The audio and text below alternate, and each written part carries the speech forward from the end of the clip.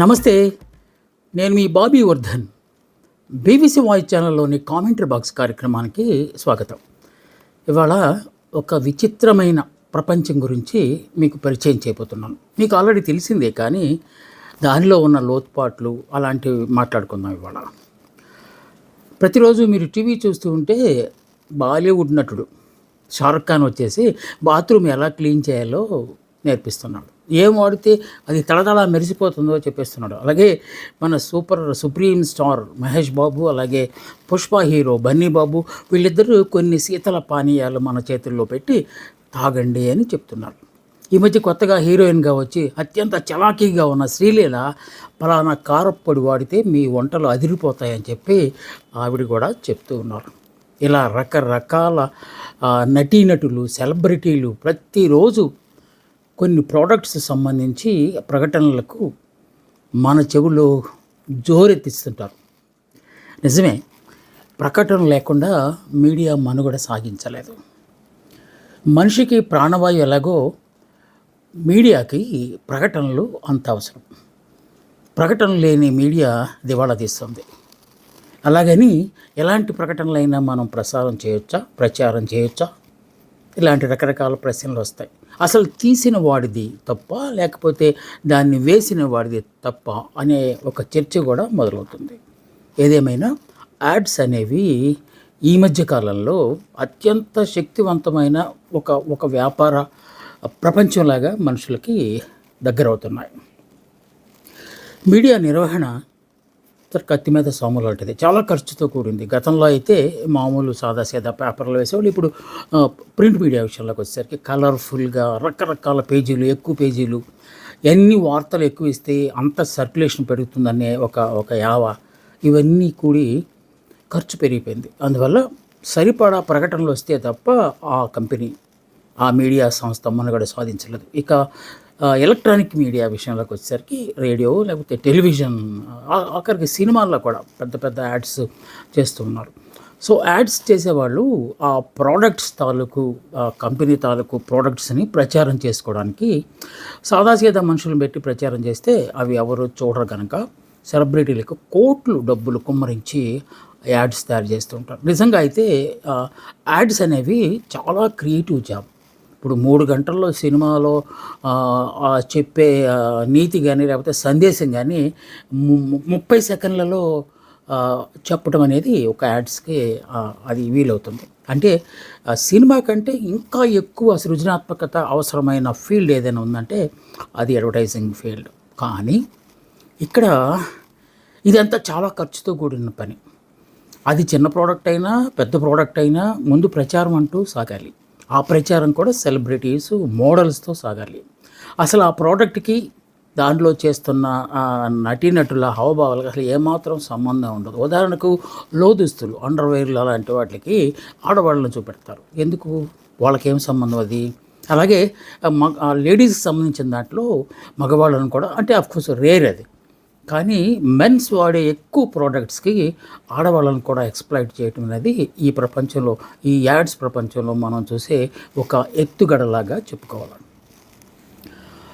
ఇది చాలా ఖర్చుతో కూడింది. నేను ఇందాక మీకు చెప్పాను కదా, లక్షల కోట్ల రూపాయలు ప్రతి సంవత్సరం యాడ్స్ తీయడానికి ఖర్చు పెడుతున్నారు. AAA అని advertising agents association of India అని ఒక సంస్థ ఉంటుంది. ఆ సంస్థే ఈ యాడ్స్ తీసే కంపెనీలన్నిటికీ ఒక పెద్ద దిక్కులాగా అనమాట. ఆ సంస్థ చెప్పిన దాని ప్రకారం 2025 ఆర్థిక సంవత్సరంలో 930 లక్షల కోట్ల రూపాయలు అడ్వర్టైజింగ్ కోసం ఖర్చు పెట్టారట. అంటే ఆల్మోస్ట్ కొన్ని రాష్ట్రాల తాలూకు బడ్జెట్ కూడా అంత ఉండదేమో అన్నంత ఎక్కువ దీనికోసం ఖర్చు పెడుతున్నారు. అంటే సెలబ్రిటీలకి కోట్ల రూపాయలు ఇవ్వాలి, అది దాన్ని మనం కాదనలేం. కేవలం కస్టమర్లను ఆకర్షించి తద్వారా బిజినెస్ చేసుకోవాలనేది వాళ్ళ తాలూకు ప్రథమ లక్ష్యం. అక్కడ ఏదో నీతి సూత్రాలు పాటించడం అనేది లేదు. అలాగని మనం అన్ని యాడ్స్ అలాగే ఉంటాయా అంటే కాదు, కొన్ని మంచివి కూడా ఉంటాయి. ఉదాహరణకు అంబికా దర్బార్ బత్తి ఎప్పటి నుంచి వస్తుంది? భక్తునికి భగవంతునికి అనుసంధానం అంబికా దర్బార్ అంటే దాంట్లో ఎలాంటి అపార్థాలు కానీ, లేకపోతే ద్వంద్వార్థాలు కానీ ఏమీ లేవు. దేవుడికి భక్తుడికి కనెక్షన్ పెడుతుందట అది. అంత చక్కని యాడ్ అనమాట. అదేవిధంగా కొత్తగా వచ్చినప్పటికీ XXX సోపులు, డిటర్జెంట్లకు సంబంధించి గొప్ప గొప్ప యాడ్స్ వస్తున్నాయి. అలాగే డెటాల్కి సంబంధించిన కూడా చాలా ఆకర్షణీయంగా ఆర్తితో అమ్మ బిడ్డల్ని చూపెడుతూ, సో ఆ విధంగా తీసే యాడ్స్ కొన్ని ఉన్నాయి. వాటి గురించి మనం అభ్యంతరాలు వ్యక్తం చేయాల్సిన అవసరం లేదు. ఒక ఒక చిన్న యాడ్ ద్వారా సామాజిక సమస్యను ఎత్తి చూపటం, అలాగే పసిబిడ్డల నుంచే ఈ సామాజిక బాధ్యతను మోయించటం అనేది ఈ మధ్యకాలంలో కొన్ని యాడ్స్లో చేశారు. ఇందాక చెప్పిందే దానిలో కళా తపస్వి మన స్వర్గీయ కె. విశ్వనాథ్ గారు నటించారు. XXX soap. ఒక సముద్ర తీరంలో పిల్లలందరూ ఆడుకుంటూ ఉంటారు, కాళ్ళు తడుపుకుంటూ ఉంటారు, అంటే మునగటం కాదు తడుపు. అప్పుడు కొన్ని చేప పిల్లలు ఒడ్డుకు వచ్చేసి గిలగిలగిలా కొట్టుకుంటూ ఉంటారు. ఒక పిల్లాడు ఆ చేపలను తీసుకొని, జనరల్గా అయితే పసిపిల్లలు ఏమన్నా దొరికితే ఇది ఆట వస్తువులాగా భావిస్తారు. అలా కాకుండా ఆ కుర్రాడు గిలగిలా కొట్టుకుంటున్న ఆ చేపలను తీసుకొని కొంచెం లోపలికి వెళ్ళి సముద్రంలో విసురుతాడు. అంటే వాటికి ప్రాణం పోయటానికి ఆ కుర్రాడు ప్రయత్నిస్తాడు. అది చూసిన విశ్వనాథ్ గారు దగ్గరికి పిలిచి ఆయన్ని ఆ బిడ్డను ఆశీర్వదిస్తాడు. చూడండి ఎంత చిన్న యాడ్. అది మొత్తం కలిపి 30 సెకండ్స్, 30 సెకండ్ల లోపే ఉంటుంది. దానిలో ఇచ్చిన సందేశం చూడండి. పసిబిడ్డల దగ్గర నుంచే వేరే ప్రాణుల పట్ల అవగాహన రావడం, లేకపోతే వాటిని కాపాడాలనే ఒక బాధ్యత రావడం అనేది ఎంత చక్కగా. ఇంకొక యాడ్లో ఒక పిల్లాడు బాగా బట్టల నిండా మురికి చేసుకుని వస్తాడు. అమ్మ కోపడుతుంది. ఎన్నిసార్లు నీకు చెప్పాలి ఇలాగ చేసుకుని వస్తావు అంటే, అమ్మ నేను అనగానే ఫ్లాష్ బ్యాక్ చూపెడతారు. ఫ్లాష్ బ్యాక్లో ఏంటంటే రోడ్డు పక్కన వాళ్ళు నివసించే కాలనీలను రోడ్డు పక్కన చిల్లా చెదురుగా చెత్త చెదరం అంతా పడేసి ఉంటే ఒక 5-6 బిడ్డలు కలిపి అవన్నీ తీసి డస్ట్బిన్లో వేస్తారు. ఎంత గొప్పాడు కదా. పసిపిల్లల్లో బాధ్యత, సివిక్ సెన్స్ నేర్పడం అనేది ఆ విధంగా ఆ తల్లి తెలుసుకుని చాలా మురిసిపోతుంది, బిడ్డను హత్తుకుంటుంది అన్నమాట. ఆ యాడ్స్ మన హృదయానికి కూడా హత్తుకుంటాయనడంలో ఆ సందేహం లేనే లేదు. ఇంకా కేవలం డబ్బు కోసమే యాడ్స్ చేసే సెలబ్రిటీస్ కొందరు ఉన్నారు. వాళ్ళకి నీతి నియమాలు అలాంటివి ఏముండవు. యాడ్ కంపెనీలు వాళ్ళెందుకు వాళ్ళు డబ్బుల కోసమనే యాడ్స్ చేస్తారు. మనకేమో నీతి సూత్రాలు చెప్పడానికి కాదు, డబ్బుల కోసమే యాడ్ చేస్తారు. కానీ దాంట్లో నటించే నటీనటులు కాస్తంతైనా కొంచెం అది జ్ఞానం కలిగి ఉండాలి కదా అనేది. ఆ మధ్య ఆక్సో, మన కంపెనీల పేర్లు చెప్పకూడదు కానీ ఇంక మనం బహిరంగంగానే మాట్లాడుకోవాలి. ఇక్కడ ఎలాంటి చోట కూడా మాట్లాడుకోకపోతే ఇంకెక్కడ మాట్లాడరు. ఆక్సో లోదుస్తులు, అండర్వేర్లు, బనీన్ల గురించి ఒకరోడు కండల వీరుడు అనమాట. అంటే అలాంటి వాళ్ళని సెలెక్ట్ చేస్తారు. అతను బహుశా కొన్ని సినిమాల్లో కూడా చేసినట్టున్నాడు. అతను టైట్ ఫిట్ అండర్వేర్ వేసుకొని అది స్విమ్మింగ్ పూల్ ఒడ్డున ఇంకా స్నానం కాదే దాంట్లో దూకడానికి ప్రయత్నిస్తూ ఉంటారు. ఈలోపు ఒక 6-7 బికినీ సుందరులు వస్తారు. అక్కడికి వచ్చేసి అతను గట్టిగా పట్టుకుని ఒక రూమ్లోకి అంటే అది బహుశా డ్రెస్సింగ్ రూమ్ అయి ఉండాలి. ఆ రూమ్లోకి తీసుకెళ్ళిన తర్వాత కట్ చేసి మళ్ళీ బయటకు వస్తున్నప్పుడు అతను ఒంటి నిండా రెడ్ కలర్ లిప్స్టిక్లు పడి ఉంటాయి అన్నమాట. అంటే అతన్ని ఒళ్ళంతా ముద్దులతో ముంచెత్తుతారు వాళ్ళు. ఎందుకు? అతను ఆక్సో ఆక్సో అండర్వేర్లో అంత గొప్పగా అంత అందంగా కనపడుతున్నాడట. దీనిలో అసలు అర్థం ఉందా? అమ్మాయిలకి ఏం సంబంధము అంటే అమ్మాయిలు అంత చీప్గా ఉంటారనే ఒక కుర్రాడు లేకపోతే ఒక మగాడు తాలూకు అండర్వేర్ చూసే మనసు పారేసుకుని ఇష్టం వచ్చినట్టు బరి తెగించే అమ్మాయిలు ఉంటారా? సో ఇవే చాలా అతిశయోక్తుల్లాగా కొన్ని సందర్భాల్లో వస్తాయి. అఫ్కోర్స్ ఈ యాడ్ వచ్చిన తర్వాత కొన్ని మహిళా సంఘాలు, ప్రజా సంఘాలు తీవ్రమైన కండెమ్నేషన్ చేసిన తర్వాత ఆ యాడ్ని విత్డ్రా చేసుకుని కొన్ని మార్పులతో, అంటే ఆ ముద్దులు సీన్ లేకుండా మళ్ళీ వదిలినట్టున్నారు. సో ఇట్లాగా కొన్ని ఇంకొక యాడ్ అంటే యాడ్స్ అన్నీ కొన్ని గందరగోళంగా ఉంటాయి. ఇది బాడీ స్ప్రేకి సంబంధించిన ఒక యాడ్. చాలా చూడగానే మనకు చాలా బ్రహ్మాండంగా ఉంది అనుకుంటాం. ఒక ఆవిడ పట్టు చీర కట్టుకుని, అదే మడి కట్టుకుని అంటారు కదా, కట్టుకొని తలస్నానం చేసినట్టు ఉంటుంది ఆవిడ ప్లేట్లో కొబ్బరికాయ అగరబత్తీలను తీసుకుని పూజ కోసం వెళ్తూ ఉంటుంది. పూజ గదిలోకి వెళ్తూ ఉంటుంది. ప్రక్క రూమ్లో నుంచి ఒక అబ్బాయి బాడీ స్ప్రేని చేతుల కింద కొట్టుకుంటూ ఉంటాడనమాట. ఆ స్మెల్ ఇలాగా తెరలుగా వచ్చేస్తుంది ఇటు బయటికి వచ్చేస్తే ఆవిడకి ఆవిడ ఆ స్మెల్ని ఆస్వాదించి మెలికలు తిరిగిపోయి ఆ ప్లేట్ అక్కడ అవతల పారేసి ఆ గదిలోకి పరిగెత్తుకుంటూ వెళ్తుంది. దీంట్లో ఏం చెప్పాలనుకున్నారు వాళ్ళు? పూజ, దైవ సంబంధించిన పూజ ధార్మిక కార్యక్రమం క్రతువు ఆవిడ చేయబోతున్నారు. అలాంటి ఆవిడ కూడా ఒక చీపు పెర్ఫ్యూమ్ వాసన, బాడీ స్ప్రే వాసన వస్తే దేవుళ్ళేడు ఏం లేదు పక్కన పడేసి లోపలికి వెళ్తుందా? అసలు వెళ్తే ఏమైనా ఉంటుందా? ఇదే చర్చ మొదలయ్యి ఆ యాడ్ మీద చాలా గొడవ హిందూ సమాజాల్లో. అది మానవులు ఎవరైనా చేస్తారు అది. సో ఒక కుర్రాడికి వాసనకే పడిపోయే మహిళామణులు వాళ్ళ భర్తలు ఉండరా, బిడ్డలు ఉండరా, సమాజం ఉండదా? సో ఇలాంటి ప్రశ్నలు తలెత్తి గొడవ అయిన తర్వాత ఆ యాడ్ని పూర్తిగా విత్డ్రా చేశారు. సో కొన్ని డబ్బు కోసమే పైత్యాలన్నీ దాంట్లో చూపెడతారు. యాడ్స్లో మోడల్స్ని, సెలబ్రిటీస్ని వాడుకుంటాం. ఉదాహరణకు మనకున్న సెలబ్రిటీస్లోకి వస్తే జ్యువెలరీ ఉందనుకోండి. ఫర్ ఎగ్జాంపుల్ బంగారం తాలూకు ఇది చాలా కాస్ట్లీ అఫైర్ అది. దాంట్లో కళ్యాణ్ జ్యువెలర్స్ అనే ఒక కంపెనీకి అక్కినేని నాగార్జున గారు, కొంతకాలం అయితే అక్కినేని నాగార్జున గారు, అమితాబ్ బచ్చన్ గారు జాయింట్గా దానికి యాడ్ చేశారు. అంటే వాళ్ళ బ్రాండ్ అంబాసిడర్స్ అనమాట. అలాగే వేగా అని ఒక పెద్ద కంపెనీ, రిచెస్ట్ కంపెనీ ఉంటుంది. దానికి బాలకృష్ణ గారు, శ్రేయ అనే ఒక హీరోయిన్ ఉండేది కదా, వాళ్ళిద్దరు కలిపి యాడ్ చేస్తారు. అంటే ఒక చెల్లికి పెళ్లి చేసేటప్పుడు అన్నయ్య చేసేదానికి చాలా చాలా హుందాగా అది ఉంటుంది. అలాగే మలబార్ బంగారు ఆభరణాల కోసం జూనియర్ ఎన్టీఆర్ చాలా చక్కని స్వరంతో మంచి సీన్, ఒక సిస్టర్ సెంటిమెంట్తో తీసిన యాడ్స్. సో నిజమే, అలాంటి వాళ్ళు వ్యాపారం చేసుకోవటం కోసం ఇంత పెద్ద సెలబ్రిటీలు వాడుకున్న అందులో అభ్యంతరం ఏమీ లేదు. ఎందుకంటే అక్కడ అసభ్యత ఏమీ లేదు కనుక. ప్రచారం అంటారా? డెఫినెట్గా వాళ్ళు చేసేది డబ్బుల కోసమే, వీళ్ళు చేయించేది డబ్బులు ఇచ్చే. ఇక ఏం జరుగుతుందనే దాని గురించి కూడా మనం మాట్లాడుకోవాలి. కొన్ని ఎంత జుగుప్సాకరంగా ఉంటాయంటే కొన్ని యాడ్స్, వాస్తవానికి మనం యాడ్స్లో వస్తున్న అనైతిక చేష్టల గురించి చెప్తూనే మళ్ళీ మీరు కూడా అదే చేస్తున్నారు ఏంటని నన్ను అనకండి మీరు. ఎందువల్లనంటే అలాంటి నీచమైన పనులు చేసే వాళ్ళని మనం బయట పెట్టాలి, బహిర్గతం చేయాలి. అందుకే ఇప్పుడు ఈ ఎగ్జాంపుల్ నేను చెప్పబోతున్నాను.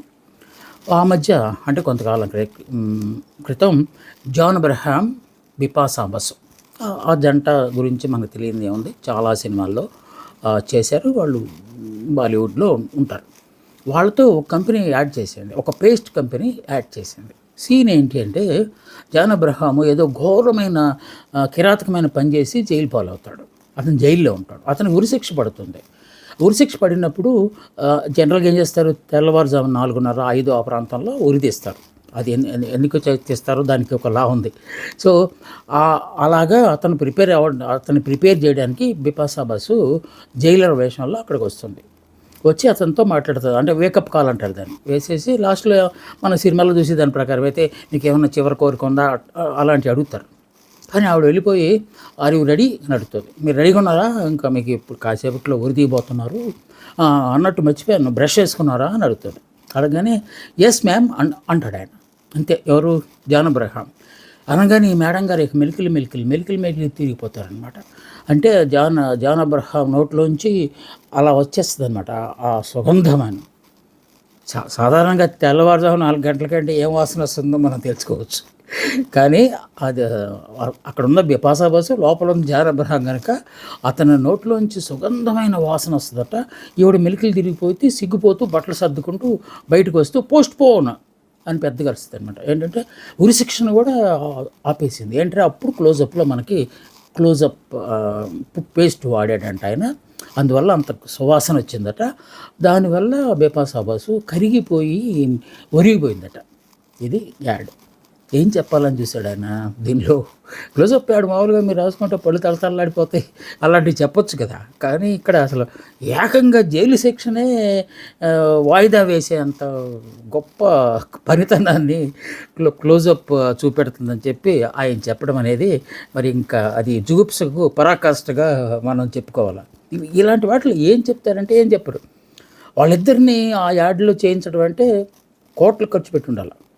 అఫ్కోర్స్ ఈ సీన్ తీసిన తర్వాత చాలా వ్యాపారం పెరిగి ఉంటుంది, అది మాత్రం ఖాయం. ఎందుకంటే మనం కూడా ఇలాగ పేస్ట్ చేస్తే మన దగ్గరికి రకరకాల వాళ్ళు వచ్చేస్తారని కుర్రకారు ఎగబడినా ఆశ్చర్యం లేదు. సో ఆ విధంగా వాళ్ళు ఎక్స్ప్లెయిన్ చేయడానికి ఆ గొప్ప అండర్లైన్ ఆ యాడ్ చేశారు. చేస్తే జనాలు ఎందుకు ఒప్పుకుంటారు? అందులో పోలీసుకు సంబంధించింది, పోలీస్ అధికారుల సంఘం వాళ్ళు కేసు పెట్టారు. అలాగే లాకు సంబంధించింది కదా, అది వాళ్ళు కూడా అభ్యంతరం తెలిపారు. దాంతో ఆ యాడ్ని బ్యాన్ చేశారు. అంటే తప్పదు ఇంకా అది, ఎందుకంటే కొంతలో కొంత వాస్తవమైన ఉండాలి, కానీ మరీ సెలబ్రిటీస్ అనేదానికి. సో సెలబ్రిటీలు ప్రస్తావన వచ్చింది కనుక, ఒక సెలబ్రిటీ తీసిన ఒక యాడ్ ఒక కంపెనీ తాలూకు టోటల్ స్థితిగతులను మార్చేసింది. మీకు గుర్తుండే ఉంటుంది, ఎవరైనా అదే స్మోక్ చేసే వాళ్ళకి చార్మినార్ అని ఒకప్పుడు ఉండేది. చాలా ట్రెడిషనల్గా ఒక ఎల్లో అట్ట మీద పెట్టి మీద రెడ్ కలర్లో సింగిల్ కలర్లో చార్మినార్ గుర్తు ఉండి అవి ఉండేవి. అంటే అన్నిటికంటే చీపెస్ట్ సిగరెట్ అనేలాగా దాన్ని భావించేవాళ్ళకి అప్పట్లో రకరకాల బ్రాండ్స్ ఉండే కదా.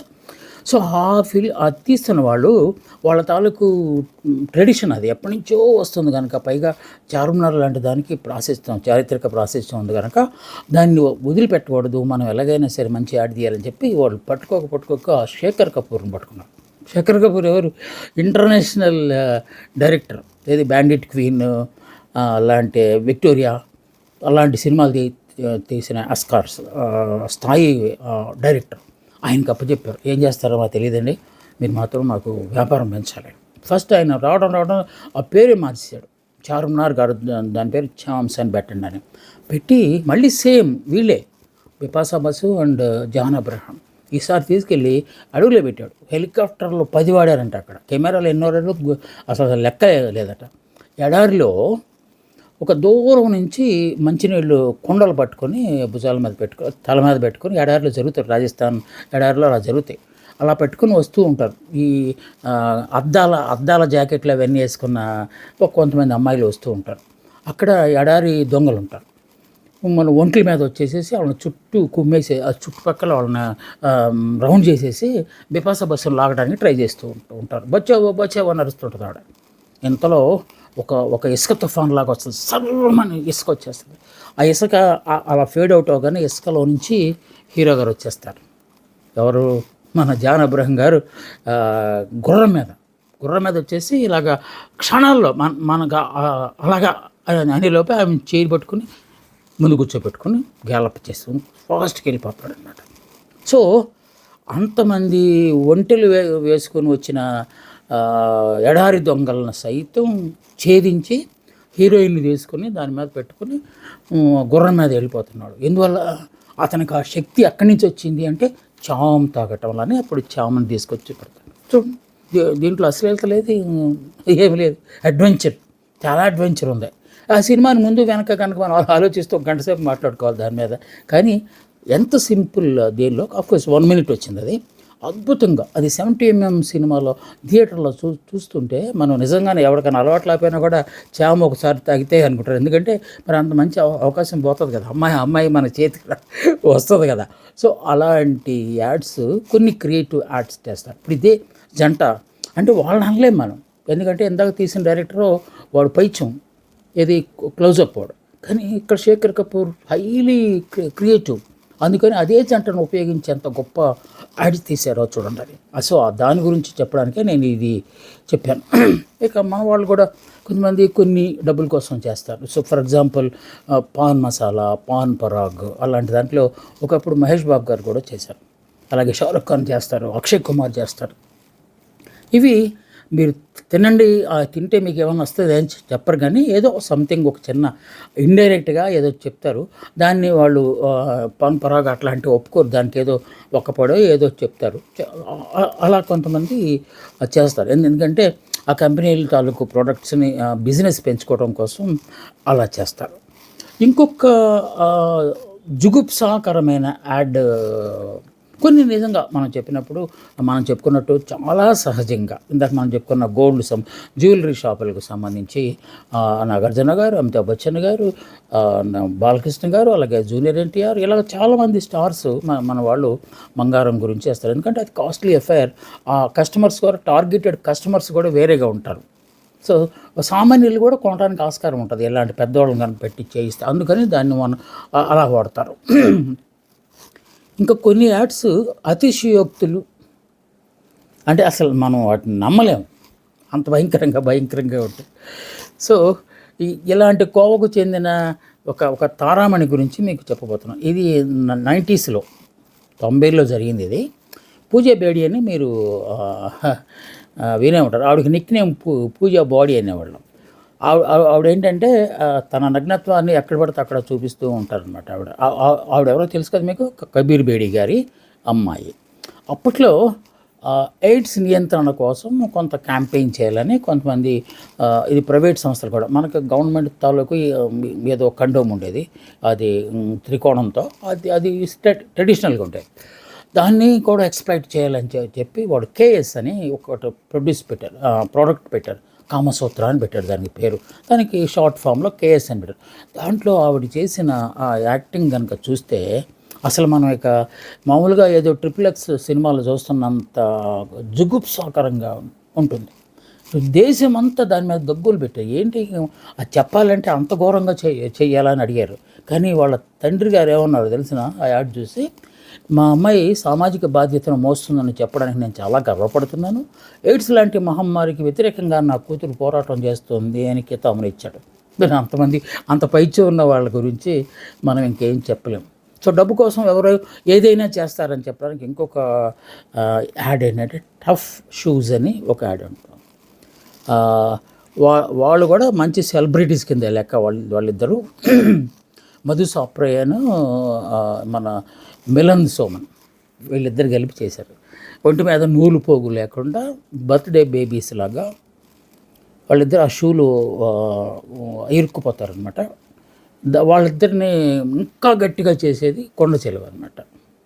సో ఆ యాడ్ చూస్తే ఉమ్మేసే అంత ఘోరంగా ఉంటుంది. కోర్స్ దాన్ని కూడా ఇండియాలో చేయడానికి ఇవన్నీ ఎందుకు వచ్చాయంటే, స్టార్ టీవీ వచ్చిన తర్వాత FTV అని ఒకటి వచ్చేది. ఆ FTVలో ఈ యాడ్స్ అన్నీ చేసేవాళ్ళు అనమాట. ఎందుకంటే చాలా టెంప్టేషన్ క్రియేట్ చేసే యాడ్స్ అనమాట ఇవన్నీ. సో దాన్ని మన ఇండియాలో బ్యాన్ చేయటం అనేది చాలా సంతోషించాల్సిన అంశం. ఆ వచ్చినప్పుడు దాన్ని ఇండియా టుడే లాంటి మ్యాగజైన్లో వేసినందుకు చాలా పెద్ద గొడవ చేశారు ఢిల్లీలో చాలామంది. సో వాటి జోలికి వెళ్ళకూడదని చెప్పి మనం అప్పట్లో చాలామంది తెలుసుకున్నారు. ఇక ఈ ఖరీదైన ప్రకటనల ప్రపంచంలో నైతిక విలువలకు ప్రాధాన్యత ఇచ్చి చేసేవాళ్ళు కూడా ఉన్నారు, కొన్ని యాడ్స్ చేసేవాళ్ళు కూడా ఉన్నారు. అలాంటిదే ఈ మధ్యకాలంలో వస్తున్న ఒక యాడ్ ఏంటంటే, ఒక అమ్మకు బర్త్డే గిఫ్ట్గా ఒక బిడ్డ కిడ్నీ బ్యాంకు మట్టికొని ఉంటుంది, పగలగొట్టి ఆ డబ్బులు లెక్కేసి అమ్మకి ఇస్తుంటాడు. నన్ను అడగచ్చు కదా అంటారు వాళ్ళమ్మ. అంటే వాడు అంటాడు, నీ బర్త్డేకి నిన్నే డబ్బు అడగాల అని అంటాడు పాపం. అనగానే కళ్ళీళ్ళు వచ్చేస్తాయి మనకి. సో అలాంటి వాడికి ఎందుకు ఆ సంస్కారం వచ్చింది అంటే, అది ఏదో డెటాల్ వాడటం వల్ల అని అఫ్కోర్స్ చెప్తాడు. అంత దూరంగా ఉంటుంది మీనింగ్, బట్ అంత గొప్పగా మాట్లాడతాడు. ఇంకొక సేమ్ డెటాల్ ఈ మధ్య బాగా రెచ్చిపోతుంది అనమాట. సో ఒక బిడ్డ వస్తూ ఒక ఫంక్షన్లో పడిపోతే వాళ్ళమ్మ చాలా డిసిప్లిన్గా పెంచింది వాడిని. ఒక బాబు ఒక పెద్ద ఆయన పైకి లేపి దెబ్బ తగిలిందా అంటే, లేదు అంకుల్ అని నేను మెల్లిగా కుంటుకుంటూ వెళ్తాడు. వాళ్ళ అమ్మ దగ్గరికి వెళ్తాడు. వాళ్ళ అమ్మ దగ్గరికి కూడా దుఃఖం ఆపుకుంటూ ఉంటాడనమాట. ఆపుకుంటూ వాళ్ళమ్మ ఏమైంది ఏం లేదమ్మా అంటాడు. అప్పుడు కాలు ఇలా ప్యాంటు పైకి లేక చూస్తే అక్కడ దెబ్బ తగిలి ఉంటుంది అనమాట. అప్పుడు అంటాడు అబ్బాయి, అమ్మా నేను ఎవరి దగ్గర ఏడవలేదమ్మా అంటాడు. అంటే నీ డిసిప్లైన్ నేను తప్పలేదమ్మా అని చెప్తాడు అనమాట. అప్పుడు వాళ్ళమ్మ అది ఊది ఆ డెటాల్ రాస్తూ కళ్ళనీళ్ళతో అతను హత్తుకుంటుంది. నిజంగానే మనకు కూడా కళ్ళనీళ్ళు వస్తాయి అలాంటి యాడ్స్ వస్తాయి. ఇంత గొప్ప యాడ్స్ ఉన్నాయి. సో ఇందాక చెప్పుకున్న బొమ్మ, ఇటువైపు బొరుస. సో ఇంత చేస్తే ఇందాక మనం చెప్పుకున్న 930 లక్షల కోట్ల రూపాయల ఖర్చు అంతా ఎక్కడి నుంచి వసూలు చేస్తారంటున్నారు? మన దగ్గర నుంచే. మనం బకరాలం అయిపోతాం. గ్రామీణ ప్రాంతాల్లో ఉన్న అమ్మాయిలను కూడా రెచ్చగొట్టడానికి ఆ మధ్య ఒక ఫేస్ క్రీమ్ వాళ్ళు చేసిన ఒక యాడ్, 5 రూపాయలు మాత్రమే అని చెప్తారు. అదే చెప్పి దాన్ని వారం రోజుల పాటు వాడితే ఆ అమ్మాయి ముఖం తెల్లగా వచ్చేసి ఏ హోస్టెస్గా సెలెక్ట్ అయిపోద్దట. అంటే ఎంత మోసం చూడండి. సో ఇలాంటి అతిశయోక్తులన్నీ చూపించి చేసే యాడ్స్ ప్రపంచం అనేది కోర్స్ ఇప్పుడు ప్రపంచాన్ని ఏలేస్తుంది అనమాట. పోతే ఇక మనమే బకరాలు. ఏది అంటే అంటాం కదా, పాలు నీళ్ళు తేడా తెలుసుకోవాలని. అలా తెలుసుకుని సో ఏది మంచి ప్రోడక్ట్, ఏది మంచి ప్రాజెక్ట్ కాదని చెప్తారు. ఇప్పుడు మన ఏ సుహాసిని గారు ఒక బియ్యం గురించి చెప్తారు కదా, లలిత బ్రాండ్ గురించి ఆవిడ చెప్తారు. అలాగే మన సుమన్ గారు డబుల్ హార్స్ మినపగుళ్ళు గురించి చెప్తారు. చక్కని యాడ్స్ అవన్నీ. వాళ్ళు సెలబ్రిటీసే. అలాంటి వాటిని ఎంచుకుని మనం తీసుకోవాలి తప్ప సెలబ్రిటీలు చేశారని ఇంకా విషయం తెలుసా మీకు? ఇందాక చెప్పిన కూల్ డ్రింక్స్‌కి మహేష్ బాబు గారు, బన్నీ గారు చేశారని చెప్పాను కదా! అసలు వాళ్ళు అవి తాగరు. అది సీక్రెట్. ఏ ఏ యాక్టర్స్ అయితే, ఏ సెలబ్రిటీస్ అయితే ఆ యాడ్స్‌లో చేశారో అవి నిజంగా వాడరు. శ్రీలీల కారప్పొడిలో చేస్తే ఆ కారం ఆవిడ తింటదా? ఆవిడన్నీ హై క్లాస్ ఇంపోర్టెడ్ కారాలు తింటారు కదా! సో, ఇలాగా యాడ్స్ ప్రపంచం అనేది ఒక పెద్ద మేనియాగా మారిపోయింది. సో, మనమే జాగ్రత్తగా ఉండాలి. ఇది మరో సామాజిక రుగ్మత గురించి కామెంట్ చేయడానికి నేను మీ ముందుకొచ్చాను. మళ్ళా వచ్చేవారు మరో సామాజిక రుగ్మత గురించి, సామాజిక అంశం గురించి మీతో మాట్లాడటానికి వస్తాను. అందాక సెలవు. నమస్తే, మీ బాబీ వర్ధన్.